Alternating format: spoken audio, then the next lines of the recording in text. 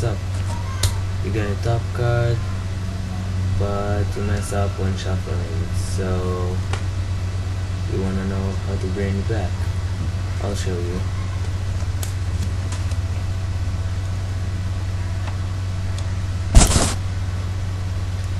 So my top card is the Ace of Spades, okay?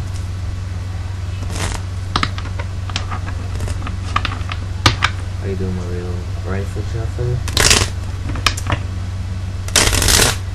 Mess up, as you can see, the Ace of Spades is no longer on top. So I start like this, square up, it's on top again.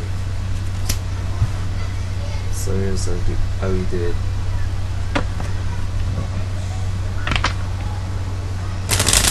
You mess up while rifle shuffling.